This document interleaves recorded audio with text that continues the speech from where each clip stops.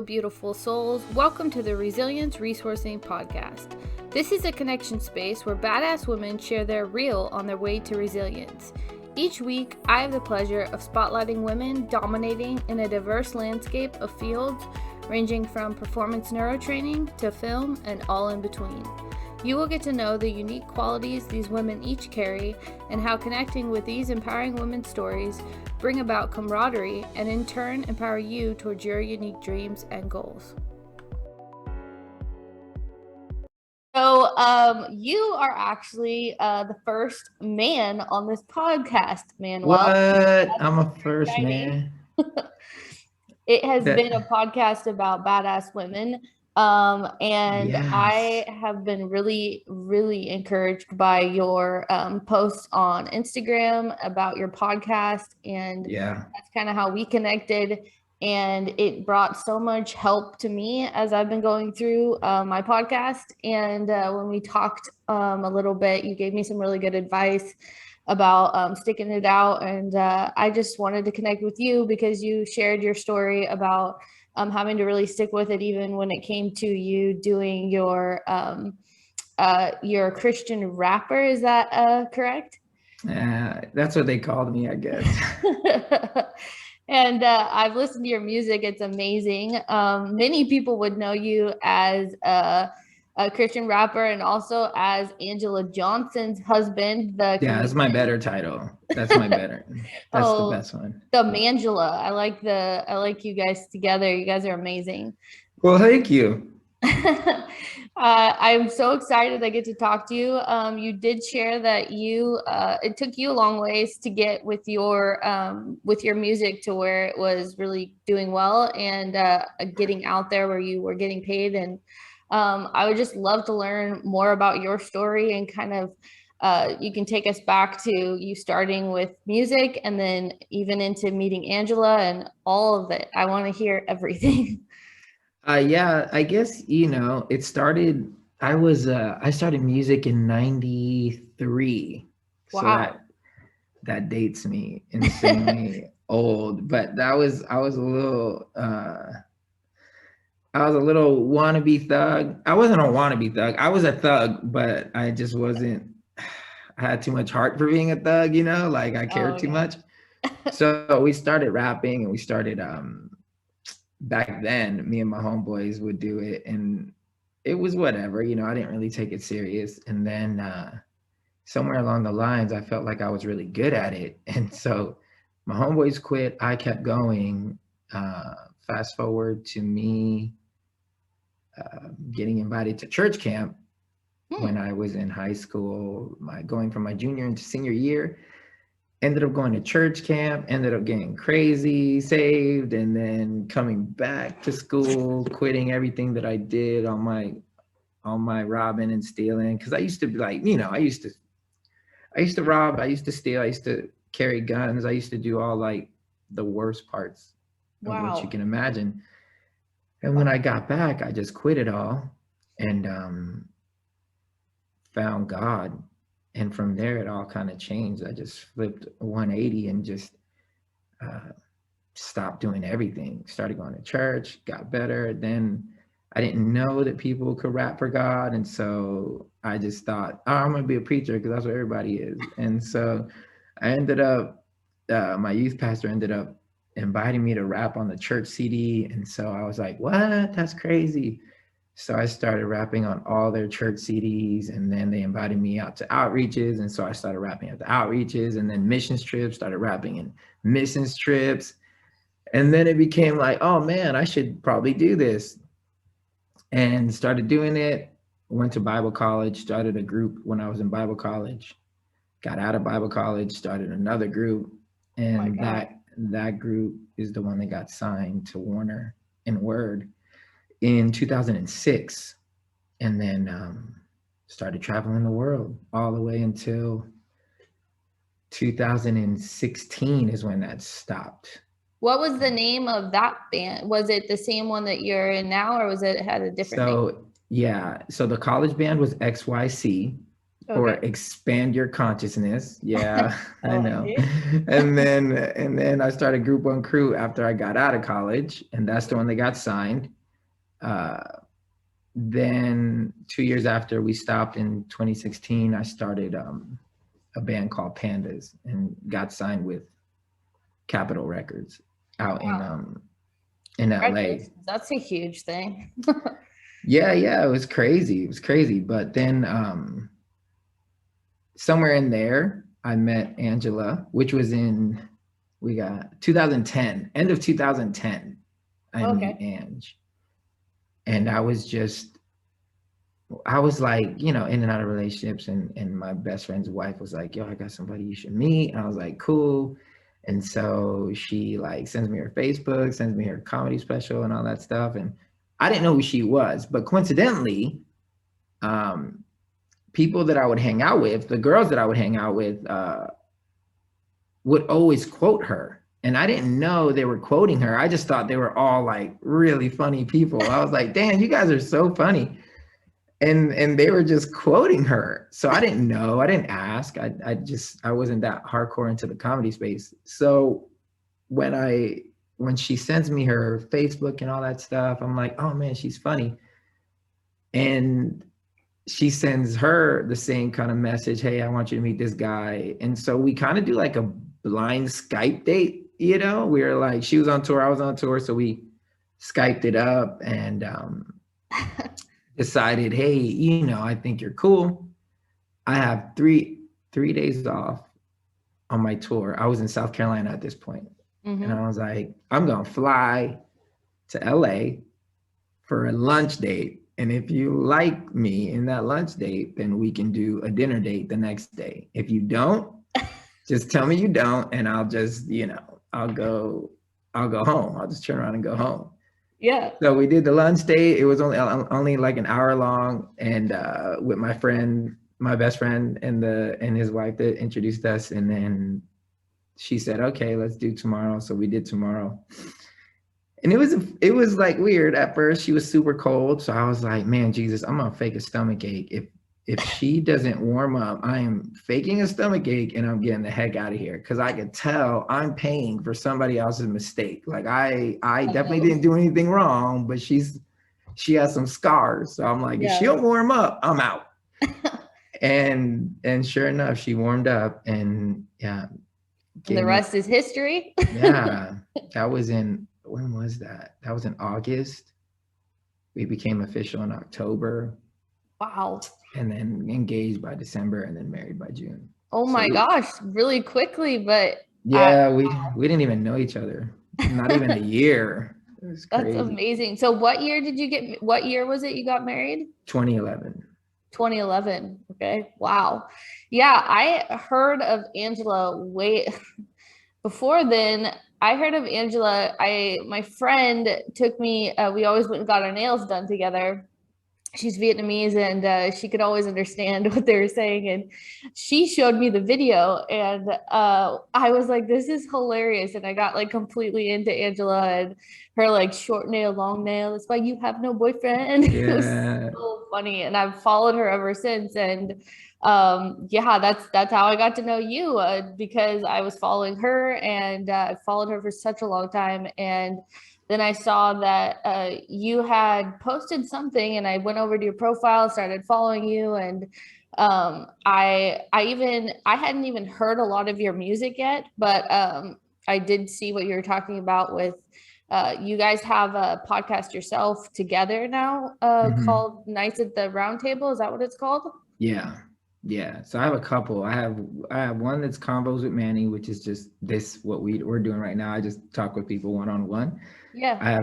We have a Manjelah one, which is me and Ange talking about relationships. And then we have Nights at the Round Table, which is me, Ange, and Brandon. And that's the Deconstruction one where we just break down faith, marriage, love, all the archetypes that we've been taught. And not in a negative way breakdown. I just mean breakdown as in like, let's ask ourselves the questions. Yeah. Is this what we were taught and what they believe? Or is this what we believe? Like, let's figure this out, Yeah, I listened to your one recent one about cults, and wow, it had a big impact on me. And I had heard of your podcast. I'd heard a little bit from it before.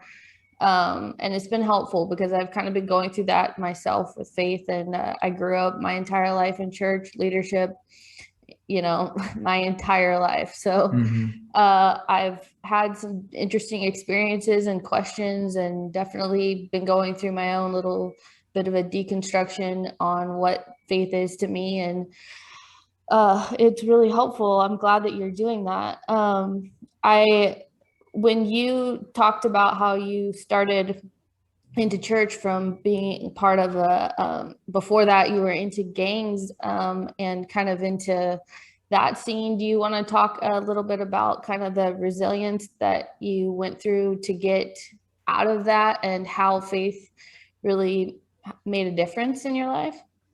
Yeah, I don't know if it was, man, I think I'm an overachiever. So everything I do, I have to be the best at it. Like, that's how I think.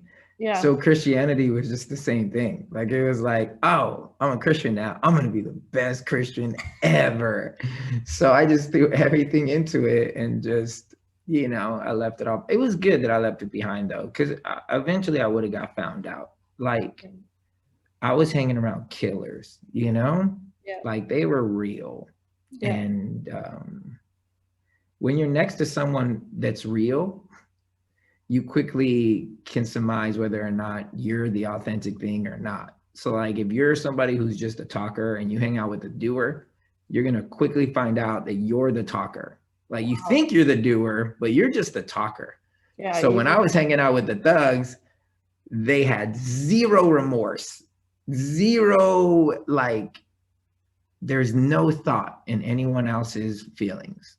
Whereas I would rob somebody and then feel hella bad afterwards. I would feel so bad. And I'm like, I'm pretty sure this isn't how thugs are supposed to feel. We're supposed to be kind of hard and stuff. And so I quickly knew, oh man, I'm probably not, this isn't the life that I was cut out for. So I was in that place where I was like, man, I need to figure out a way to get out. Luckily, church came along, and it was, it was something that I could dive into. And I think the first year or two was more like a popularity thing, like I got into it and I was already popular. So it didn't really like affect me too much. People were just like, oh, okay, cool, he's a Christian now.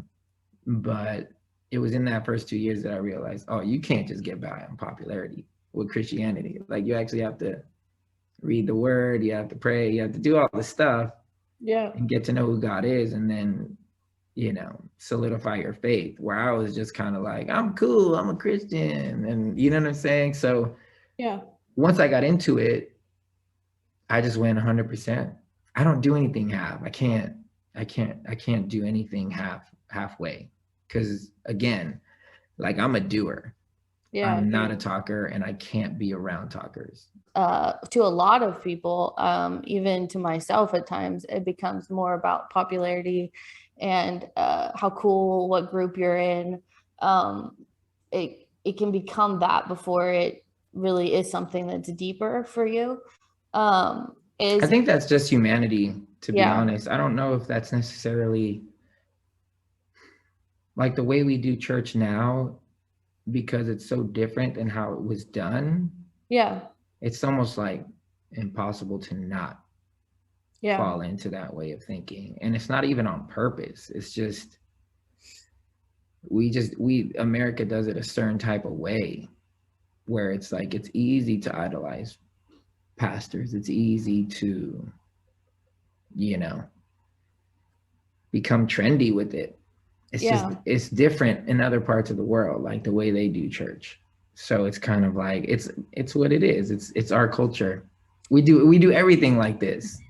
It's like, what don't we do like this? Who don't we prop up? Like, the church in the country feels like the president is the most powerful person in the world. And then everybody behind the scenes know that he's not the most powerful person in the world, because he has to, go through all these checks and balances, and there's only so many things he can do. And when a country is in debt to a bank, the country isn't the powerful thing, the bank is.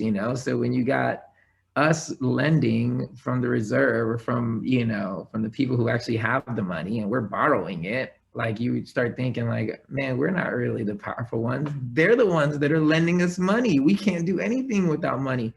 But we prop this guy up. We prop the president up. Church expects the president to actually be like the church leader, which is so stupid to me. I'm like, I just don't understand why when voting season comes around, the church gets so crazy, as if the president was meant to lead us. We're no longer in the Old Testament. He's not the king of our Israel. Like, the president is the president. He looks out for our interest. And when America's interest is money and power, how in the hell do you think that's going to align with the Bible? It's just not. It's so asinine, but we do it anyways because we need something to prop up. It's what happened from the beginning of time. Israel wanted a king. God didn't want to give him a king. It wasn't God's plan to give him a king, but they looked around and they saw everyone else has a king. We want a king. Mm-hmm. So God gave him a king. So since the beginning, we wanted to prop someone up. We needed someone to look at. Why? Because it's way easier to be told what to do than to figure it out yourself. I totally agree. I've seen that. In fact, I think I even wrote a blog about that once, because it has become so, we've kind of forgotten the way, if we look back at the Bible, if you do read the word and get into the word, there's, it's just the same type of fall again of like thinking that a person is going to be able to do what only God can do. Yeah.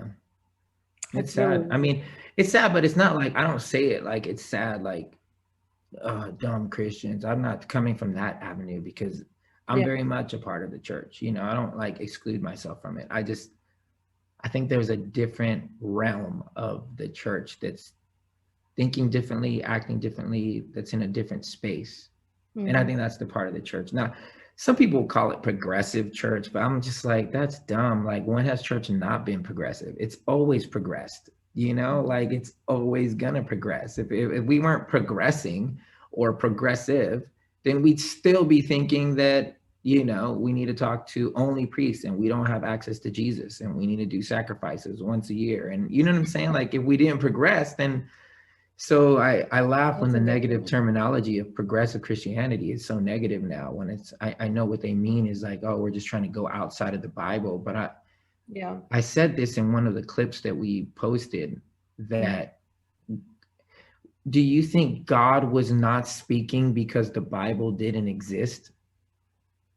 Like, he's been speaking before we put it to paper, and he's been speaking after we put it to paper. And because you may not find what he's saying in that book, you're like literally limiting an infinite God to 66 books, as if God stopped speaking after the book was written. And if he says something that's not in the book, then it's not God. When I'm like, wait, so he's only as powerful as these 66 books? Wow. So everything he said before the Bible and after the Bible doesn't count. Wow. He could be telling you to do something that you're like, oh man, this doesn't sound like anybody would believe me. And you're going to be like, that's not biblical. That's not biblical. But bruh, the Bible is meant for you to understand him in some sort of way, not the other way around. Yep. He's not up there checking in with the Bible. It's not like he's like, yo, let me talk to Manny today, but let me go through Job and make sure I don't say anything that's not here. You know what I'm saying? Like, but that's how we be thinking. So we prop up the Bible. The Bible might as well be an entity. We like personify it. Itself. Yeah. It's a like God in itself. And if you even question it, you're heretical. And I'm just like, man, I think that I don't know nowadays 100%, but there seems like there's a lot of terminology. And I think, it's so easy to stereotype different sects of Christianity. You've got dogmatic, where they're very like by the word. You've got progressive, where they're outside of the word. And then you've got like, it becomes this thing where we completely write off somebody if they're in one category or the next. And we don't actually, like, the goal isn't just to be together and learn and be curious. No. And it's tribal. Yeah. But that's humanity again. It's just tribal. It's like, too. Yeah. If enough people believe what what is right, everybody will follow. They're not gonna, that's why there's not 1,000 Davids in the Bible. There's not 1,000 Moseses. There's not 1,000 Jesuses. There's just not. And just like there's everybody that most of the people who are going to hear this, they're looking up to someone. Yeah. Someone, but it's a very few amount of people that everyone looks up to. Yeah. Because most people are gonna follow. If enough say this is the right way, they will follow. They will follow blindly, not even questioning it, because it's like, to question means that you have to build your own walls. You have to build your own walls in your faith and your ideology and your politics. Like, they have to be self-built. And that takes work, because then you got to ask all the nitty-gritty questions. Like, you got to ask yourself, well, what would I do here? What would I do here? And then the people that you're judging or the people that you disagree with, you have to like let down your ego and actually step into their shoes and try to understand why you agree or disagree with them. But who wants to do that? Like, who wants to like stop for a second and be like, man, I don't like this person. I actually hate them. They're my enemy. And then actually love them. Because I mean, that's what the Bible commands, like love your enemy. But we don't do that. Church culture. I mean, I post the wrong thing on Facebook and I'll have people unfollow me and say that I'm all this stuff. Like, the last thing they do is want to love me. I had that really harsh reality recently. I had a lot of people people that I've grown up with, because of different political view, literally unfollow me. And just, it felt, and this is funny, I'm saying this kind of in a sarcastic way, but like, a lot of Christians, I don't know if I should say a lot, but Christians can often say this, they talk about being persecuted. And I have always kind of thought that's an interesting term to use when we live in America versus, a lot of places that deal with death threats and a lot worse. But it also was interesting because it's like I felt like rejected on an extreme level in that situation, more so than I did, living out my faith really strongly. I still am living out that faith, and I think I grow and change, and I think it's hard to live the truth that in your heart, and that's between you and God and what you're growing in, and still, if you're not meeting everybody's expectations around you and what their belief system is, it's difficult. Well, I think, here's the problem with that is that, and I used to do it a lot when I didn't have a firm foundation of who I was. So we look at everybody judging us or whatever, and we make it about them versus us. And God gave me the revelation. It's like, Manny, whenever these people come at you who don't know you, they're not coming at you. Like, they're coming at themselves. Like, they're just projecting onto you. Yeah. They're projecting onto you how they see me. Mm-hmm. And because you don't operate within their projection, that's why they're mad. Because your freedom is infringing upon their being bound. So there's places that I'm free and there's places that I move because I know God moves with me and I know that he loves me. And when you get too free, people don't like that. Why? Because they're living under a freaking iron fist that they've created themselves. Yeah. Most Americans will judge you off of a book that they don't even know that it's not written in English and have zero desire to learn the original language or to even understand the original cultures, like zero desire, and they will judge you like as if they wrote the damn book. Yep. That's when I just started laughing. I'm like, this is not real. This is a matrix. Like, most of these people who call themselves Christians or whatever will never do the work. Yeah. They won't. They'll see it as an American book because they're entitled. Because Americans, I don't want to say that's a broad. Okay, let me run this back.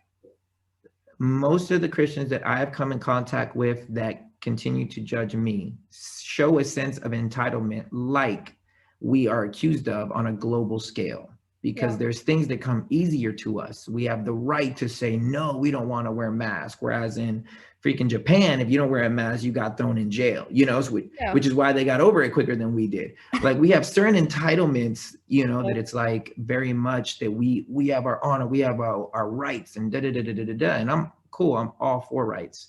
But then it's also transferred into the way you look at the Bible, and you have your stance, and you're more than okay to judge another person by the stance.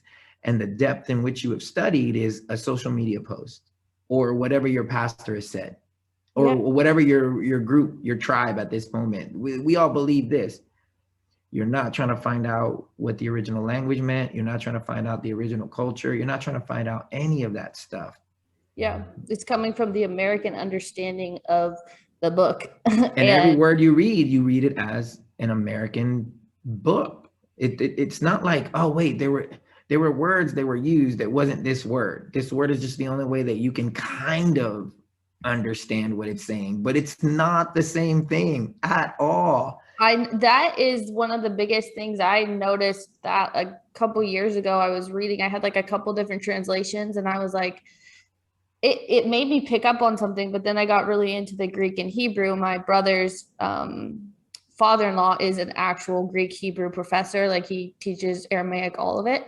Mm-hmm. And I just thought, you know, I want to learn this original language. Now I have not at all learned the original language, but I've, you know, done my studies and going back to it. And there's like a handful of words that all together mean that one English word that we chose, just that one, and we left all the rest out.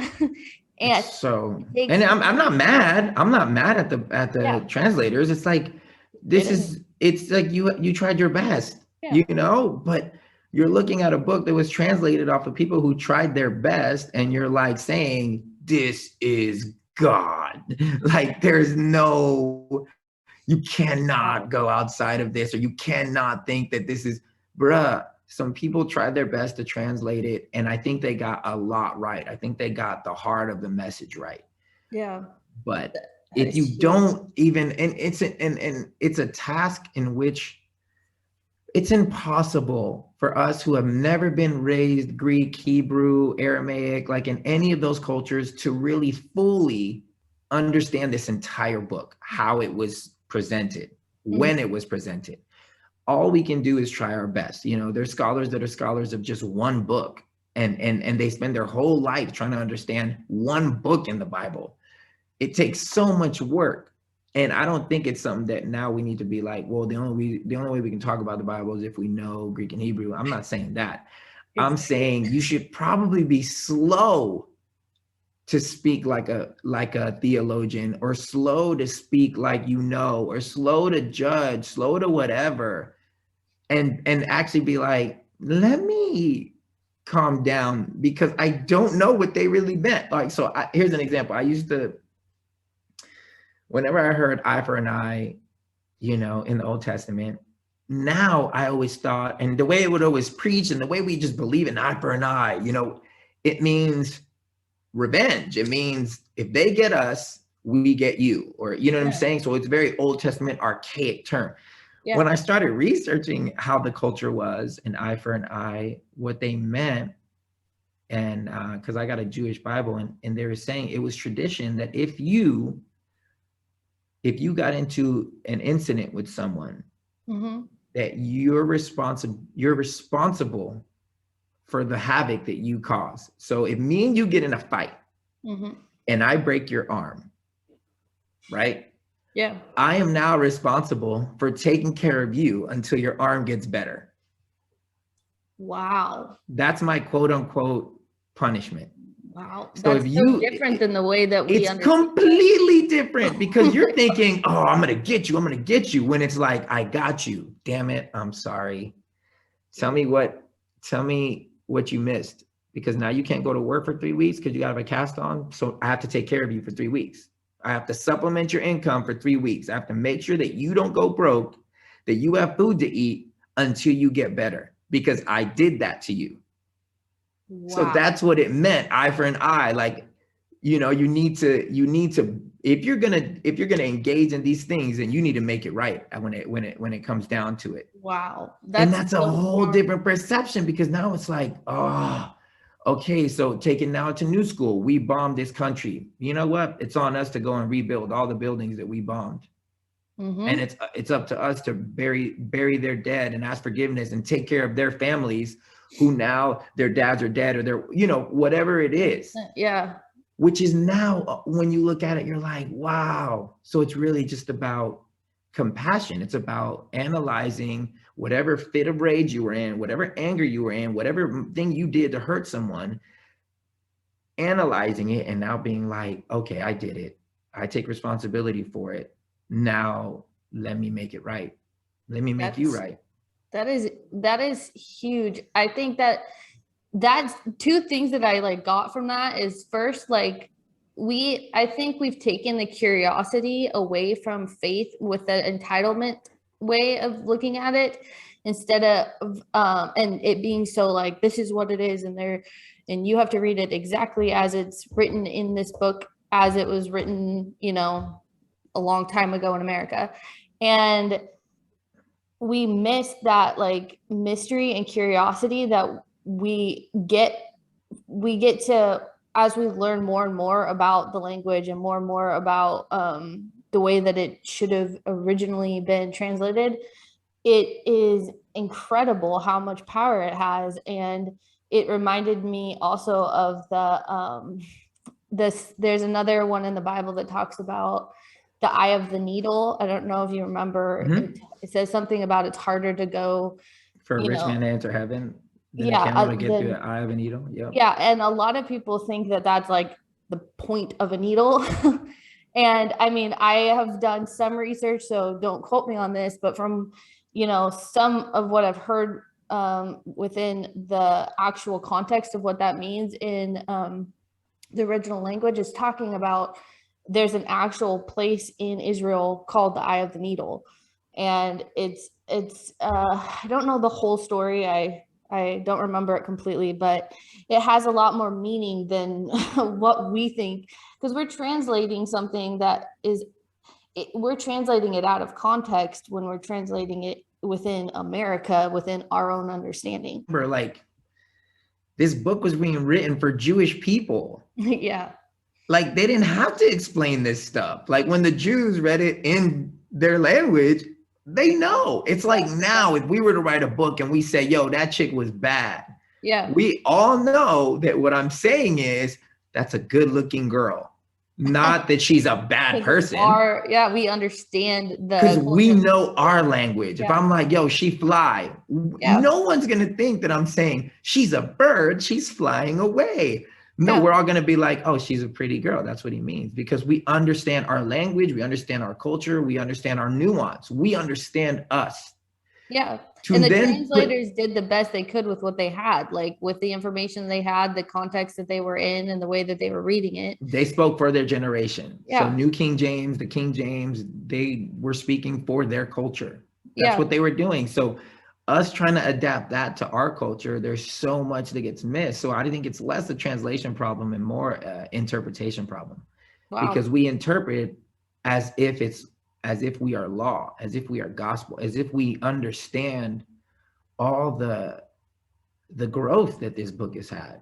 Like, we don't, and we don't want to, because it's much easier for me to judge you based on what I understand than to judge you on what I don't understand. Because if I have to admit that I don't understand this book fully, then that means all the judgment that I've had, that means me trying to separate myself from other people who are quote unquote bad, me being able to stand on something to show everyone else that I'm good. It's a big ego blow. Exactly. Which is really why we do it. This is why we distinguish between good and bad. This is why you have so many people judging one another, because they need to feel that they are good and the other person is bad. There's a noble fight going on. There's us versus them, as opposed to every single person. We're all on the same playing field if we look at it in context of what the Bible says. Well, if you just look at it from a God perspective, like, everybody's his kid. Yep. And you're thinking he's playing favorites, but he's not. Yeah. Wow. He's not playing favorites. So you get mad at the murderer, but if the murderer asks for forgiveness and means it, he's in. Wow. And that bothers you. That bothers you a lot. That bothers you that you've been living a certain type of way, trying to get it right. And then somebody else who isn't thinking that they have to get everything right, you start thinking, oh, you're just very flimsy with the word. You're not as you're rebellious. You're this, you're that. And it's like, no, there's some people that just really do trust that God has them, and they don't feel so enclosed by rules. They feel more liberated to understand, I may not get it all right. Actually, I probably will for sure not get it all right. I'll make 1,000 mistakes. But I know that it's not these mistakes that are going to keep me from God. It's going to be my lack of faith in him. That's And huge. that's really, really hard. It's really hard to live like that. Because how do you quantify that when we're beings that need to quantify everything? Like, I was listening to somebody talk. I was into this Franciscan monk talking. He was talking about how humans, we have this insane desire to explain things. Mm-hmm. And how science has become just an explanation of the profound. And when I was thinking about it, when I was letting my mind go like really, really out there, right? How many things are we explaining that make sense because we've created the parameters for them to make sense? Wow. When on like a cosmic level, it may not be even close to how we're saying it. You know, like the way organisms work, the way this, other things, like we're searching for explanation because we need it as a human being. We can't just sit there and be like, the grass is just green, or the sky is just blue, or butterflies come out of cocoons. Like, we have to know why. We gotta know why. And we need an explanation so that we can feel like we know. And that's the crux of humanity, which is all ego. We need to know. So when it comes to the Bible, when it comes to each other, when it comes to relationships, if we don't know, that's the scariest place to be. That is like so, oh my gosh, you just blew my mind, because it's like, it's so true. And I think that's why I've talked on other podcasts. I talked to pastor. She's a pastor's daughter. I was actually grew up with her dad as my pastor. And she was talking about how much she's come into the mystery. You know, we were talking about the peace that you find in the mystery of God. When you don't know all the answers, there's actually more peace in that than if you have God in this box and he has to fit in this box. And if he doesn't fit in this box, or if you have something happen that doesn't fit in this box, like it's completely different than the way I've, grew up thinking. But I think it's also important, as you said, to have that like space where we're all progressing and learning and doing the best we can. And there isn't this favoritism of who's better than who and who gets it more than someone else. Think about how much pride you have to think you know what the Bible says 1,000%. If somebody put a gun to your head and was like, yo, do you think you have translated everything correctly? If you say yes, you know what I'm saying? Like, that's the only way. Like, do you think every single word you fully understand exactly what it means? Because you're out here preaching against people, you're leading people, you're raising, you're judging people, all based on this book that you think you know 1,000%. There is not a shadow of a doubt that you have any doubts on your interpretation of this book. Is that what you're telling me? Wow. And no one can answer yes to that. Yeah. No one. But yet they will judge, they will hate, they will separate, they will divide, they will stop being friends, they will stop following, they would stop voting, they will do all these things based on a guess of what you think this book is saying. Yeah, exactly. And that, you don't live any other part of your life like that. It's crazy too, because these are things that, like, just the basic of the message that we understand, is that we put us at the top, like, and we think that we not at the top, and that we put ourselves as the person who has all the knowledge. And instead of that approach of like continuing to be able to learn from God and life. And it's so mind-boggling how I feel like even this pandemic and the stuff that's gone on with the presidential race and all of that stuff, it's brought out so much tension, and it's made it hard to kind of find that steady base again. But I feel like, you know, you have had such a strong foundation in the way that you're explaining how you went through all of these things yourself, and you had to go to God, kind of, as you say, and he gave you those words. And I don't know if he did it through other people as well, but I've even noticed you and Anjelah, both of your posts, they exude that same kind of that humility and learning and wanting to grow in your faith. And that is something that I have kind of lost in a lot of people that I've grown up with within the church. And so it's trying to find that like place of where do you trust again. And obviously that should be God first. But yeah, you guys have been really a light in that area. So thank you. Yeah. Oh, you're welcome. Honestly, if anybody's still listening this far in, I speak with a lot of passion. I speak with a lot of confidence, but not confidence in like, I know I'm right. Yeah. Confidence in the fact that I know that I'm fluid.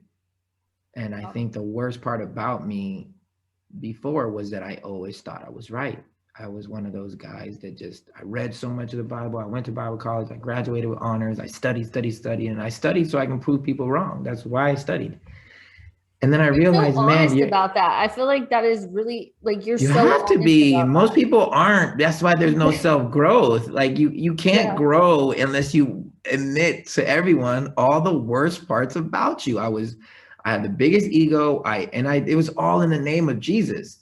That's why it's like it feels noble. But when you're judging people based on something that you really don't know, like I literally was like, oh man, I have to go back and reread the whole Bible. Like I have to reread the whole thing because all these little nuances I miss thinking, oh, I know. And I'm going to use this book against people and it's going to be my weapon. And that's what I did. And then to come for people to point out, oh, this is different. You thought it was this, then it was this. And I'm like, wow. So there's a whole lot of things I thought I was right on that I was not right. And then there's a lot of life that I lived that changed my perspective. And when God operated outside of the Bible and did things that were different that I couldn't explain, I was forced to be like, I don't know everything, Jesus. And I'm finally okay with that. And I now see how much pride it takes when these people argue with me about how right they are and how I'm bad because I love gay people, or how I'm bad because I'm not afraid of certain things. And they are so scared. And that fear comes out with an anger. Mm-hmm. They get angry with me. They think I'm trying to be rebellious when I'm like, my life is so far from rebellion. Yeah. My life is so disciplined. I do the same thing. I wake up every day. I'm like disciplined. Yeah. Disciplined people don't just freaking rebel and just be like, I'm out. Screw the system. I'm out. Like we follow a certain structure, and what looks like rebellion to some people because of my acceptance or because of whatever it's like they don't understand what it means to love people beyond agreements and disagreements. Oh, it's literally what the Bible said. If the Bible says love your enemy, and you think I'm an enemy of the Christianity, if you think that, which I'm not, then your job is to love me into a good place. Mm-hmm. If you don't even take the time to know me, then you ain't gonna take the time to love me. It's just way easier to tell people the Bible says this and you're wrong. Yeah. And then I ask 2 questions into it in a conversation with them, and they can't answer those 2 questions. And then they feel like, oh man, like, yeah, it's really bad. And like I'm doing a series which will come out after this season of people who disagree with me on Facebook. Oh, yeah. And I invited them on my podcast, and we spoke, and I would ask simple questions, and it was really difficult to answer the questions. I would ask about their certainty in the book, and their understanding of the Jewish culture and Greek culture and the language, and every single one of them they have no idea. They don't speak it fluently. They don't know it. I'm like, cool. So I begin the podcast with, so we're all novice.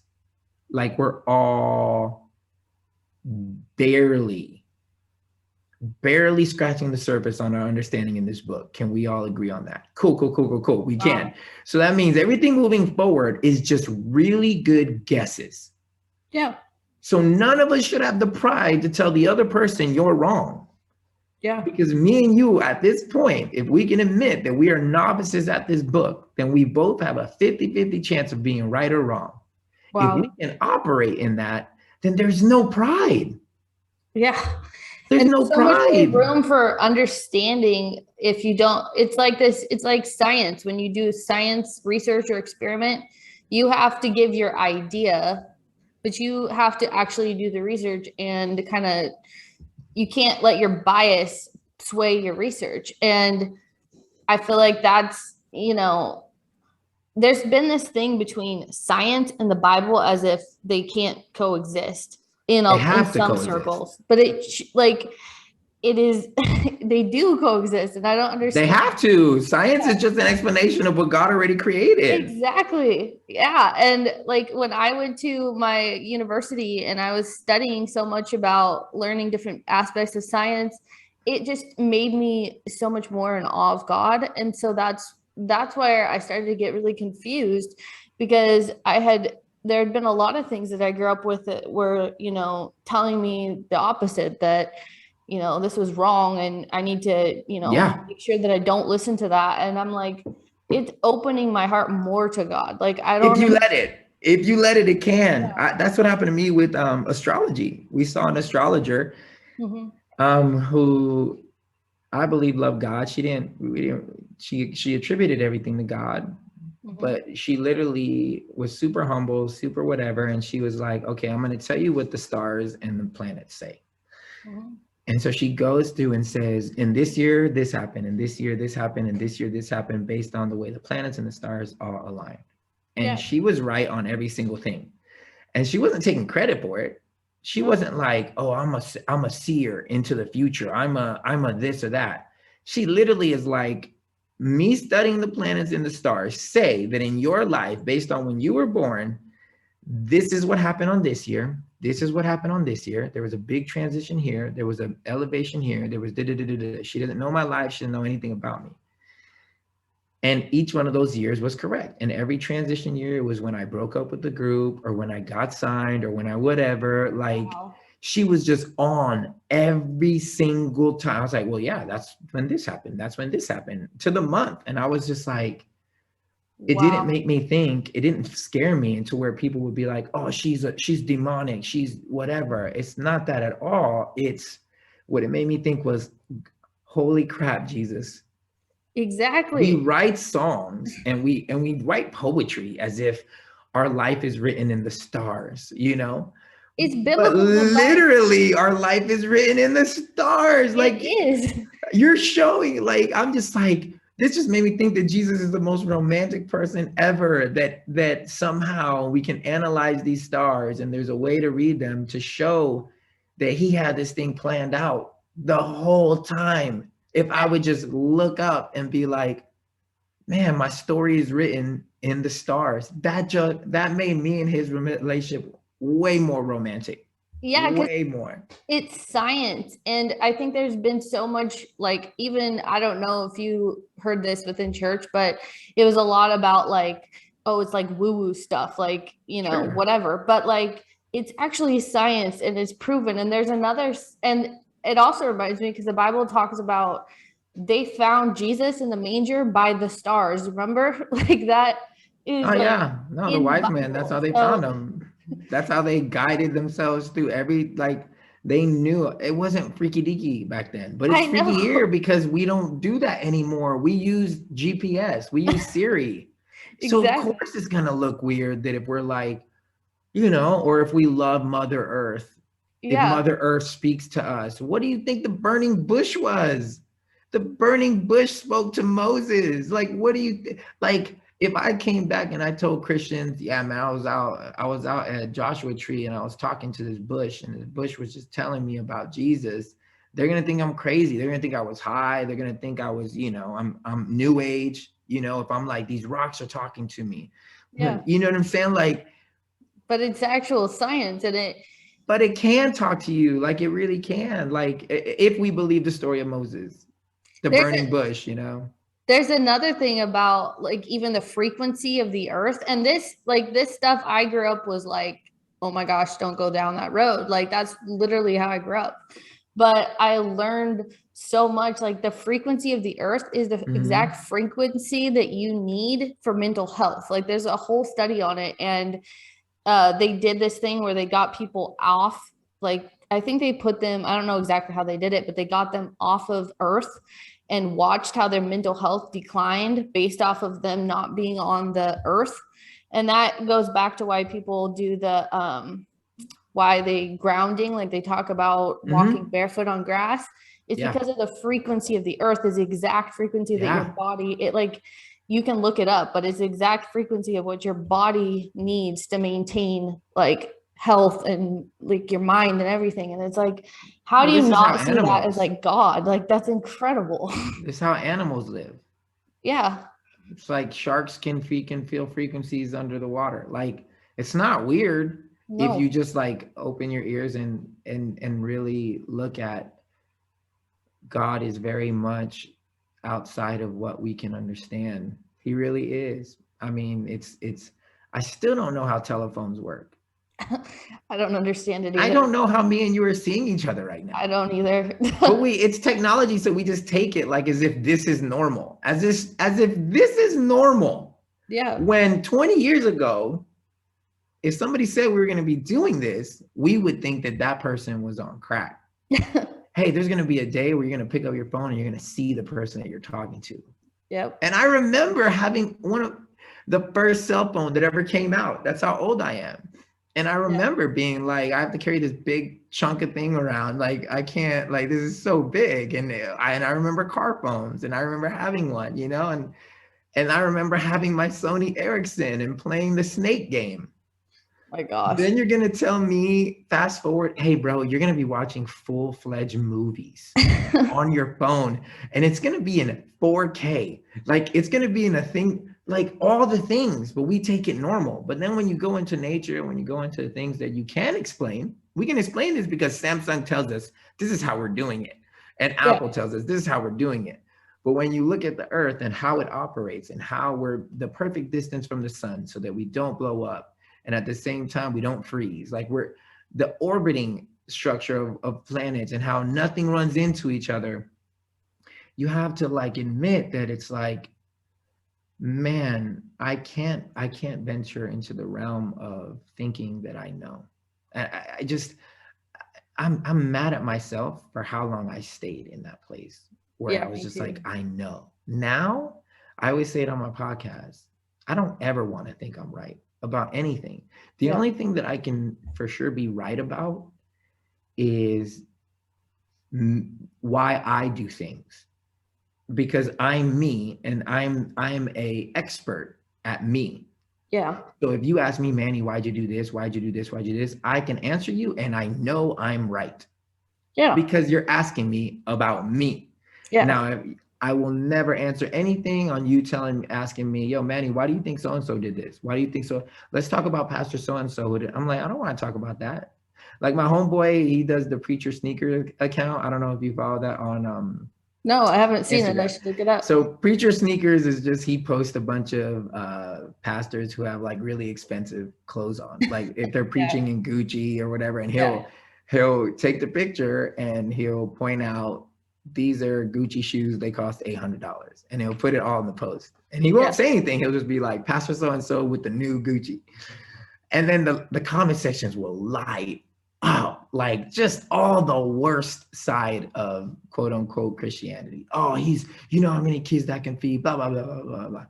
So I've made it a point that every time I see one of those postings, I will only go on there and say something positive. Wow. So when he posted Kirk, I'm like, ooh, Kirk looking fresh. Or when he posted this other person, I was like, woo, that looks so good. Good on you. Like just positive, positive, positive. Yeah. And then I'll have people come after me. No, because and I'm like, fools, y'all don't know any of these people. You don't know them, and you're judging them. And I know this because this is how people looked at me when I was in the industry, because I do have the Louis, and I do have the Gucci, and I do have my luggage sets, and I do have nice cars, and I do have all these things. Mm-hmm. And they always say stuff like, oh, but you could be giving, you could be giving. I'm like, fool, I am giving. You don't even know how much I give. You don't even know. So that's, again, this is how I know. This is how I know that I know that I know that this is all fake. That you shouldn't let these people affect you. They don't know what it is. And I know there's a fear of canceling. There's like this it's toxic really, thing ever in the world. I don't understand how we got here. It's totally real because but you know, you being so open and so honest about your own setbacks and just being real, it really makes a difference, because it makes, you know, I will be honest, I have been on both sides of that. I've been the one who had the nice stuff and the one who judged the other one who had the nice stuff, who thought, well, aren't you, shouldn't you, whatever. And I think it comes from those polar opposite sides of, you know, you are one way and then you see maybe some things in that side of it that you don't want, and so then you change the other way. And I call it it's like a weight. You know how you put things in, either goes down to one side or the next side, and it takes a while to even out and balance out. And we kind of do that in life as we learn, and to be able to be honest about the places where we've screwed up and where we're still learning and growing. And you know, I've done that with the church, and it's still kind of an ongoing thing of me trying to figure out, you know, where do I stand? Because I can think this side is bad, I can think this side is bad, or I can just recognize like, hey, I am just trucking through trying to learn it and grow. And wherever I'm at, that it's going to continue to grow, and you're going to continue. Or just try this. Why do you have to figure anything out? Yeah. And why does there have to be a side? There isn't a side. There's just people trying. Yeah. That's it. That's why I have zero negative. People will think I'm against the church, or they'll think, because we have a deconstruction podcast, and they'll think deconstruction is like you want to tear down the church, you want to tear down the Bible. No, I love the church. I love the Bible. I don't want to tear down anything. Yeah. I just want to tear down the system that's in place that's telling you this is how you should look at this and shouldn't look at this. Yeah. I want you to look at it however you want to look at it, and then keep that to yourself in the sense of like your ideologies as you build it. And don't judge people based on your ideologies. Judge yourself based on your ideology. Yep. Don't bring it into anyone else. That's all I'm asking. I believe whatever you want. You can literally believe whatever you want. The problem comes when you try to now put it on somebody else, that if they don't believe what you believe, then they're wrong. And now that becomes a place which is why a lot of people leave the church, because you got people just projecting, and there's all these different projections, and most of the ideas that they have about God are based on how they view God, not how God views us. That's why I always tell people, I'm like, man, you can hate me all day long, and it probably pisses you off that God will never see me like you do. Wow. He will continue to bless me. He'll continue to move me. He'll continue to speak to me. And no matter how much you think I am anti-God, it will not matter one bit to God. That's not even one. Like, you're literally wasting your time thinking that your opinion of me has any global, cosmic, spiritual effect. Zero. The only effect it has is on yourself, because you are judging me. You are having an opinion of me. You don't know me. So what you are doing is you are sowing bad seed. Wow. And that seed is being sowed into your garden, not mine. It will never be sowed into my garden, because how can God see me through you when you are so broken, fallible, messed up? You think the way you think based on the past traumas that you've had, that you've either healed from or not healed from. So every single opinion you have about me, unless you know me, it is all based on the brokenness of who you are. Wow. That is the worst place to get information from. The worst. Now you can get information from my wife, because she'll be like, I've been with this dude in and out for the past 11 years and I know him. So ask me any question. I'll tell you his goods. I'll tell you his bads. I'll tell you his proclivities. I'll tell you his, and even she's still learning me. But you people on the internet who don't know each other, and you're just like talking like you do, and you're saying things that you're going to have to be accountable for, and you're making judgments. And this is another question that I ask people when on Facebook, when everybody's just coming at each other. I was like, how many people? Because I see a bunch of Christians bigging you up if you say something judgmental or whatever, and other people are as judgmental as you, and they'll big you up. They'll give you that like button. Yes, amen, speak it. I'm so glad somebody's speaking it. I'm so glad somebody's saying it. Yes, this is biblical. They're just trying to change Bible to you. Oh, okay, cool. I ask every single one of this persons, how many non-believers are commenting on your comment, asking you, hey, I want to serve the God you serve. Who is that? Wow. Just tell me. That's really the end of that's what you really should be looking at. If your whole point is to, you got to make sure that Manny's not leading anyone astray. I'm going to be in here and I'm going to be the spiritual police, and I'm going to say the truth, and I'm going to attack him, and I'm going to say all these negative things. And then my question to you is, how many people came to Jesus because of your comment? How many people said, man, I really love the way you speak to him. I want to know what God you serve. Wow. Because I can tell you all the DMs I get from the same video that you're saying that I'm anti-Jesus. I can tell you all the DMs I get that are people like, I was away from God, but your posts are helping me come back to God. I can be one of the people that can attest to that. Totally. I can show you DM after DM after DM of people who are running away from God that are now for God because of what I'm doing. And then I ask every single one of the haters, how many people are coming to God because of you? How many people are commenting on your comment? Thank you so much for the truth that you have shown. That's a non-believer, because you can always find like hella spiritual people to amen you, because there's way more judgmental people than there are people who are okay with someone being free. Yeah. But you don't have no stripes on lost people coming to you and saying, man, I really love the way you love him. Because you don't, because they don't see love. No. They don't see love at all. They see judgment. So when you read a bunch of comments saying, this is why I left the church, this is why I left the church, not because of what I'm saying, but because of all these nasty comments, you see, this is why I left the church. And that doesn't even affect them. They just double down and go even harder. Yep. And that's how I know, oh, you're not here for God. You're not here to defend them. You're not here to love people. You're not here to bring anyone to Jesus. You're just here to be heard. You're here so that your ego can be fed. That's it. And the hilarity is, every single one of those people that I've talked to on the Facebook disagreement that I had on my podcast, that was 100% what happened. At the end of the conversation, I spoke to one guy for 5 hours. Wow. 5 hours. And at the end of the conversation, he said, you know what, Manny? I didn't even think you were going to respond to me. Wow. He said everything he said because he didn't think I was even going to see it, let alone have him on the podcast. And this was at the end of the 5 hours. He finally admits, I honestly didn't even think you were going to see it or respond to me. Wow. See, that is the kind of life that has such an impact. And it's because you're not so concerned about your ego. You're more concerned about your impact, but more than that, it seems like your relationship with God really is where everything comes from. And I have seen that since, talking to you the first time and watching your video. And I love that you and Anjelah even get into these kind of things. You've posted things together before.